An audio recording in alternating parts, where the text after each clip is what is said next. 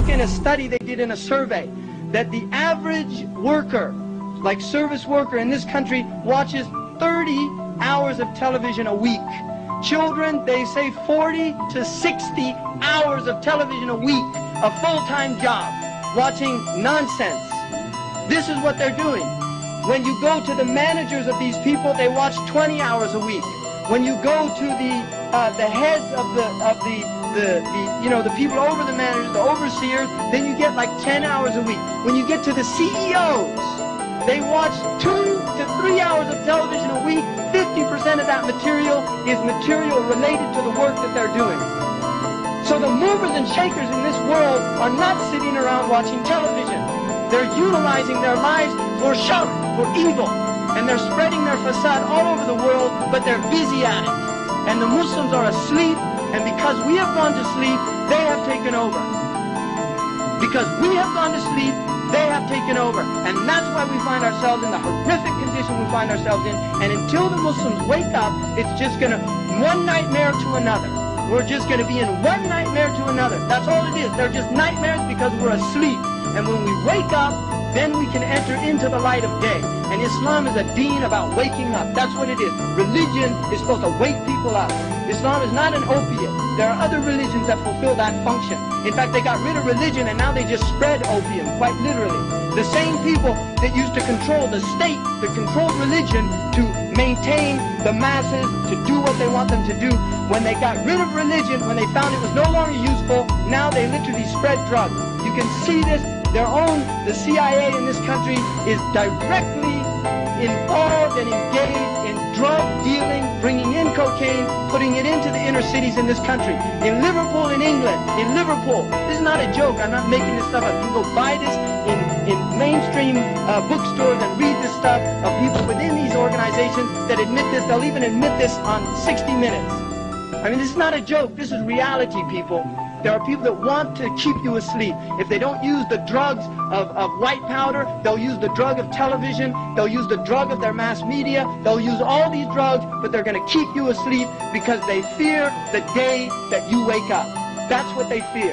And you should be very well aware of that. Because Allah subhanahu wa ta'ala told us this in the Quran.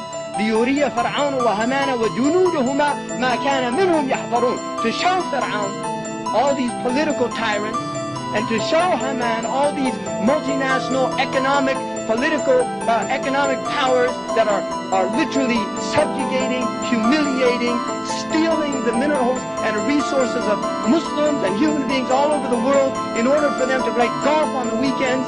And then you have junudahuma, those like the Pentagon and all these powerful militaries that go around tyrannizing people and humiliating people, bombing innocent civilians, gassing human beings. We had Kurdish human beings that were gassed. Be aware of that, people. Kurdish human beings living in villages, mothers with their babies gassed by these people. This is how they feel about human beings. This is how they feel about it. Those gas bombs weren't made in those countries. They're made by the same people that bring good things to life. I mean, it's not a joke. This is reality, people. This is reality. And if you don't like it, go back to sleep. But this is reality. You're all adults and you better start just being aware of what kind of world we're living in and what we have to do to make some changes. Because the changes aren't going to come around if we just keep sleeping along, dozing along, putting on the snooze button. Because the alarm clock keeps going off. Allah has given us enough warning and we just sit around. But Allah says that He promises to show Fir'aun, Haman, and his armies what they were fearing from these people. You see, when the day that they wake up, the day that they say we're not going to take any more. And as we have been programmed mentally, intellectually, one must be aware of this being programmed. Like a computer. The programming that we are constantly assaulted by throughout our life conditions us. It programs us to a particular worldview.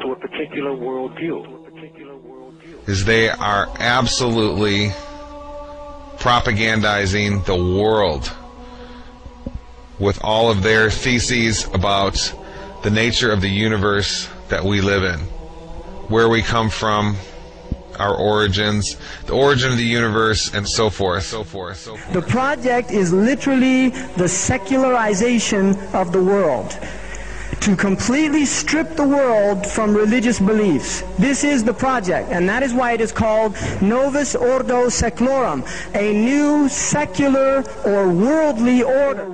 A new study says the news media have been pushing a gospel of godlessness on the American public. Sure, it's hard for some of you to believe, but you will never see it more clearly than you will today. I mean, it's just so amazing. The creationists were right all along. To be honest, they just didn't have the argumentative skills. All of you are engaged in running your mouths, doing your business, multiplying, buying houses, cars, business, whatever you're doing. And when you're told about God, religion, life, morality, you're saying, look, I ain't got no time for that. Because this media is here and designed to make sure that they ask no critical questions. To make sure that the only thing that they are concerned about is having a good time. The only thing they're concerned about is filling their bellies. The only thing they're concerned about is acquiring more and more material things. And so that is why today, one of the struggles that you have as young people, that when you want to do different events and you want to talk about real issues, you have the struggle of many of your peers who've been so conditioned in this matrix that they would rather party than listen to the truth. They would rather party and shop and go to the mall than to stand up for issues of justice. They're stuck in the matrix.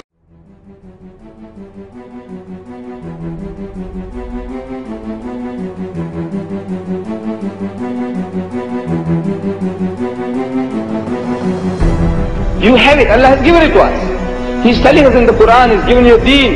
He said, لِيُزَهِّرَهُ عَلَى الدِّينِ كُلِّهِ, is to master, overcome and supersede every other deen, every other way of life, whether it be Judaism, Hinduism, Buddhism, Christianism, communism, every ism. Islam is destined to master them all.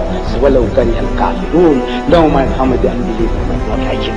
And he repeats the same formula in the Quran again, and he ends by saying, وَلَوْ كَرِهَ الْمُشْرِكُونَ, no matter the mushrik might not like it.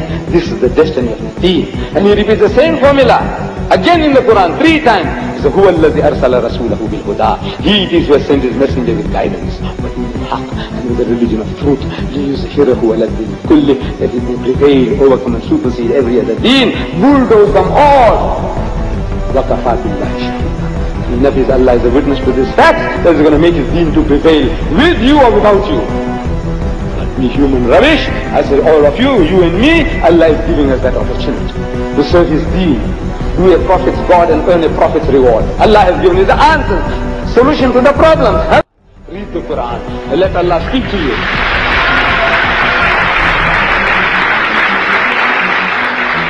Allah will do it for you. Allow His book to touch the heart. And inshallah,